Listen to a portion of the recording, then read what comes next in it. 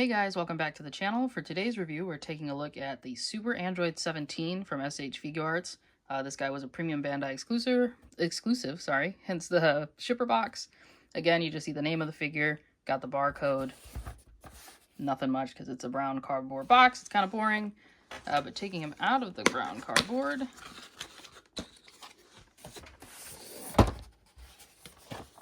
we've got the actual figure itself. This motif kind of aligns with the rest of the Dragonball Stage Figuarts that we've gotten recently. Picture of the figure, nice window box, some black and white photos of the figure on the side of the box. Back of the box shows some expressions he can get into and poses with some of his accessories, and then some option parts for the GT Goku. And then on the side, nothing else. So let's take a closer look at this figure and see everything that he comes with. Alright, and here's Super Android 17 out of his packaging, and man, I have been waiting for an SH figure at Super 17 for a very long time. I love this design of the character. I like his arc in GT, and I kind of hope they give us Hellfighter 17 too with the trench coat, and maybe make that a cloth goods trench coat instead of like a soft plastic. But getting back to Super 17, he looks amazing. The hair bangs in the front look really cool. I think the face sculpt is really nice. The paint is really nice. Like, that just looks like Super 17. Came right off the screen. Now, I'm not sure about the color of the outfit. I mean, I guess maybe I never paid attention that it was this, like, seafoam green, or whatever you want to call it, sea green. But that's interesting. I thought it was a little, like, darker and leaning more towards the bluish side than this color, but that's completely fine. I like how it looks anyways. And then you see his earring. He's got his earring there. The lines on his face are really good. The expression's really nice. The hair is not jet black. It's like a navy blue almost, although on the camera it's looking like a darker black color, but in person it looks like a navy blue. The bandana here is like it's not a super vibrant orange. It's a little bit more on the desaturated side. Then the browns are like a weird chocolate brown. It's like an interesting chocolate brown color. The gold is nice. The pants have that nice shading, kind of like the event exclusive Android 17 that they came out with. Then down to the boots, more of that like seafoam green, and then the gold tips at the bottom, and then the gray for his heel and the sole of the shoe. And then the palms have that nice two-tone paint on the inside, which is pretty cool. And the skin tone is nice, although there's no shading. And then on the back, you can see they sculpted the belt and the pockets. And this all looks really nice. So yeah, I think he looks really good. I guess there's nothing more I would change except just double checking on the color that his outfit should be. But yeah, so looking up Android 17, and you can kind of move these two back pieces of hair up. So moving those up, he can look up about that much, look down about that much, which is good. For head tilt, a little bit to the side, a little bit to the side. You can make him look all the way around. Of course, he's got to maneuver the hair out of the way to do so. For arms, they go up about this much. He's got to maneuver it a little bit, but he can get all the way up. And he has a really cool butterfly joint. And it's kind of like mimicking the Revoltech Amazing Yamaguchi Ryu Hayabusa, where like the chest piece, if you can kind of see that, like the chest piece moves when you move his arms in and out. That's really cool engineering. So you can cross his arms all the way over if you want that. And then looking on the back, it still looks really good. Keeps in line with the sculpt. For some reason, I feel like he should be not as skinny, like a little bit broader. And just like bulkier in general. But that's, you know, I guess they must have worked off some kind of artwork, so that's how they got to this point. But going all the way back, really nice backwards. Going all the way forward. Pretty good there too. And then side to side. He gets a little bit of tilt side to side, not a ton. And then of course there's a waist swivel, and the belt is a separate piece. It doesn't feel soft, it's kind of hard, but you can definitely, it moves with the figure, so you can definitely get him to do whatever you need him to do. And then again, for the arms, you do have, well, you have a swivel up here at the very top of the arm, and then you have a bicep swivel right here, double jointed elbows, and then you do have wrists that are on the standard SH Figuarts, like ball hinge. And then you can take his arm off, so you can do the, I think it's called Hell Splash. If that's not the name, let me know. Feel free to correct me. And then there's a little hole right here that's meant for this, but you could probably fit like an effect piece or something in there if you have one that'll fit to kind of show him blasting, which would be pretty cool. And then for the hips, they can go out all the way. You can do the splits. As you can see, one of the legs is dropping down. I'll get to that in a second. But he can do the splits. He can kick forward really high. It's like higher than normal, which is really cool. He does have a thigh swivel. He has double jointed knees. Looks really good. And then the toe or the foot comes forward about that much, goes down about that much. And just to show you again, it doesn't really go forward that much. Like this is neutral, and then going up is just a little. And going down, he goes down just a little. And then you can wiggle this around for a decent ankle pivot. You could probably get even farther if you messed around with it. But there's his ankle pivot, and then he does have a toe joint, which is nicely rounded to help him, you know, actually stand up. The boot does not have any kind of swivel to it. And I believe that's it for his articulation. One thing to note, I got this guy from Big Bad Toy Store because I just completely forgot about him, basically, on Premium Bandai. But this leg's a little floppy. I did buy 2 of them, though, so I don't know if I'll see if they can do something about getting me a replacement for this one because he's so floppy. But yeah, we'll see what happens there. But other than that, yeah, his articulation is good. There's not a lot I would change. I mean, he can get in all the poses you want him to. Like, if you need him to be, like, kicking somebody, he can definitely do that. Like, he can... Like, his legs do go pretty high, so he can get that, you know, kick and kind of crunch in on himself, which is really nice. So, yeah. Now, with articulation out of the way, let's take a look at his accessories. And I almost forgot, if you couldn't tell, he does have a thigh swivel, which works pretty well. So for accessories, Super 17 comes with quite a bit. So starting with his faceplates, he has that neutral, like, grimacing one on him in the packaging. And then he does come with this, like, teeth gridded face, which looks really nice. Like, the teeth are gridded, eyebrows, angry, looks good. Then he does come with a cocky smirk face, which is really nice. Needs that. And then he does come with a yelling, screaming face, which is always necessary for any Dragon Ball Z character. The one face I would say I wish he came with is his iconic scene where he's absorbing Goku's Kamehameha, and he's like kind of got the crazy, like, drooling kind of look. That would have been nice to have with this figure.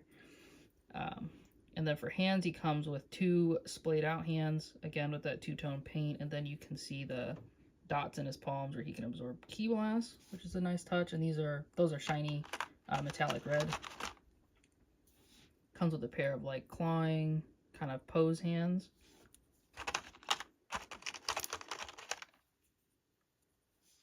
Oh, dropped that one. Then he has a pair of more relaxed hands. Again, all these are really nicely sculpted and painted. We don't have the problem of the fingernails just being sculpted on here for no reason, like we did with, like, Vegito back in the day. And then we have a pair of blast hands that have the little red dot removed, because that allows you to put in his other accessory, which is the Electro Eclipse Ball, which looks really nice. It has that nice pink electricity in the middle where that, you know, his attack is known to have, then has like a little silver ball, and then the outside is a, like, translucent black plastic.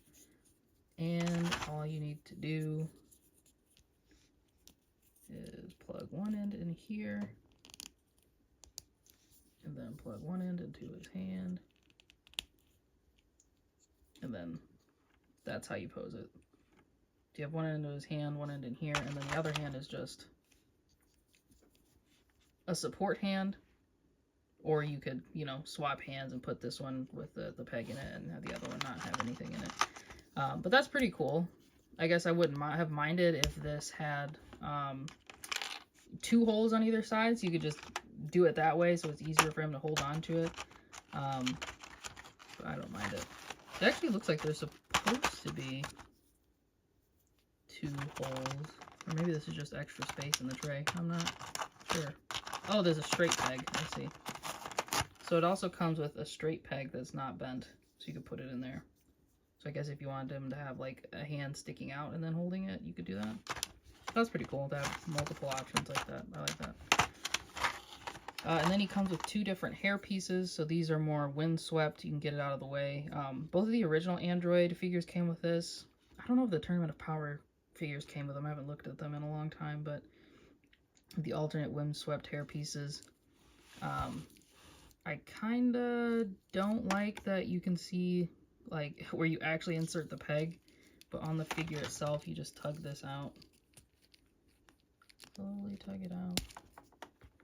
And then you could put this one in. Which I get why that piece has to be there, but I'm not a fan. Especially if you're looking at him from behind. I guess if you're not looking at him from the back, it's good. Can I get this on camera? Oof, that is stressing the plastic. Okay, so definitely heat this up if you do it, but that's how it looks. If it wants to focus. And you can kind of see right there, it's stressing the plastic if you do this without heating it up, so be careful with that. But yeah, I do not like how that lump looks. Maybe they could have incorporated that more into a strand of hair that's like going down. But yeah, honestly, I would have just liked them to have a whole separate back headpiece that just had these on there attached like the original ones are. I think that would have been a lot better for Tamashii Nations to go that route. But the last accessory, or last 2 accessories he comes with that aren't even for him, which I have to untape from the actual accessory tray. One second. Is the Dragon Fist, so the dragon from the Dragon Fist, the golden dragon here. Then this is for Goku, and then it does come with like a little stand piece so you can put it on there and kind of show, you know, he's attacking Super 17. And then you get the Goku face and head sculpt that show him doing the Dragon Fist. Or you could use this for whatever you want, but this is pretty cool. It's pretty neat. But yeah, honestly, I would have preferred this just came with Goku and then we got more Super 17 accessories, but that's just me. I'm not a huge fan of the Tamashii Nations DLC situation with their figures, but let me know if you guys are down in the comments below. But yeah, those are all of his accessories. Let me know what you think about them. Let me know if he needed more, or if you would change anything about these, or what you would keep the same, or what are your favorites. Let's get into some size comparisons now. Okay, so for size comparisons, here he is standing next to base form Goku and Vegeta. This is the SDCC exclusive Saiyan Saga one, and this is just a Vegeta that I kit bashed together with the new Super Saiyan Blue Vegeta body, and the it's like 5300 power level or something like that Vegeta that was from the Premium Bandai store. But yeah, I mean, it's interesting because people say that Super 17 should be taller, and I'll get into that when I show him next to Super Saiyan 4 Son Goku. But for some reason, I kind of like this comparison. I mean, his head is kind of small. He's just like small in general. I think that's an SH Figuarts problem, where like some people's heads can be smaller like his, some can be bigger like Vegeta's, but like for some reason they just kind of don't feel like they go together because the scale and size accuracy isn't there. But yeah, I guess that's a design choice that they make. But other than that, I think they look pretty good together. Let me know what you guys think. And then here he is next to 2 Super Saiyan 4 Son Goku. So this is the Dragon Ball Heroes version from Diamond Fit, and then this is the Untamed Power version from Diamond Fit. And the reason why I chose the Diamond Fit versions is because I think this is closer to how big Goku actually is when he's Super Saiyan 4. They made him taller than the SH Figuarts version. As you can see, they kind of stand well, at least shoulder-wise, they stand side by side. And then Goku's hair kind of makes him a bit taller than Android 17. But I still thought that Super 17 was like a little bigger. And the reason why I say like bigger in terms of bulk, I still think that he should be not this super skinny, like bulk him up a little bit more, maybe make him like a little bit taller. But I think it's the bulk part that is throwing people off. Like he's just a super lanky, skinny guy. I mean, he's fit, of course, but he's just not as muscular as he, you know, looks in artwork or the shows or whatever. And I think maybe that's the problem. But let me know what you guys think down below about that. But I still think these guys look pretty cool together. And you can definitely get Goku into the pose where he's like holding on to 17. And maybe that's why they made him this skinny, is so like you could easily get that going. It's like if you wanted that to... Oh, and his little bandana piece fell off, but that's fine. But you can get him to, like, you know, do the pose where he's holding on to him. But even in that pose, I thought, you know, Super 17 is bulkier, so it looks like he's really struggling to hold on to him. But here, he's just kind of small. Yeah, let me know what you think about that. And then here he is standing next to a couple other anime figures you can have on your shelf. So the SH Figuarts Deku and the Figma Inosuke from Demon Slayer. I think these guys look really nice together as well. And here we have him next to the Jada Toys Chun-Li and the Jada Toys DJ. If you want him interacting with your Street Fighter line and want to blend these lines together, you definitely could. He stands pretty much on par with Chun-Li, maybe like a little bit taller than she is. But I definitely think this could work out in a display if you wanted to do some photo photography that way. And finally, for a domestic figure comparison, here he is next to the Marvel Legends Spider-Man from the animated series and a Marvel Legends Iron Man. Again, he's a little bit taller than regular SH Figuarts, so he kind of fits in a little better with these guys, but domestic figures are always going to be a bit taller. Okay, so for my final thoughts, I mean, we're never going to get another Super 17, so this figure has been everything I've wanted and more. I really like his design. I like the cool engineering they did for exchanging the face plates. Like, the hair is very seamless on there. Again, a couple of gripes is just the color of him. I don't know if that's 100% accurate, as well as I wish he was a lot more bulky. The looseness of the leg, I don't know if that's just me, but I hope it is, and that's not how every figure is. Again, I mean, the details, the shading on the pants is really nice. The rip there is really nice. Really nice differentiation, like the high gloss on the boots and the shine on the gold parts. One thing I will say is be careful if you drop him. This piece can go flying because it is on a little ball peg. And then his hair in the back, those interchangeable hair pieces, I think that's too much engineering. They could just give us another back hair piece that was, you know, completely solid and just flared out. No need to have us do that and then stress or interchange those pieces and have us stress the plastic. But yeah, I mean, I think he's great. He'll look good in your GT collection. Again, I mean, I hope a third party comes along and makes extra faces or something for him, or effect parts, because I really want some blast effects, and then, you know, that face plate when he's absorbing the Kamehameha. But really, this guy is awesome. So if you can pick him up for a decent price, again, I got mine on BBTS if they still got him in stock. Definitely pick him up. Can't find another one anywhere else, or with this much articulation and movement and range. Can Tamashii Nations do better? Of course, they always can. But for now, I think this guy kind of does the trick. So let me know what you guys think down below. Thanks for watching, and have a great rest of your day.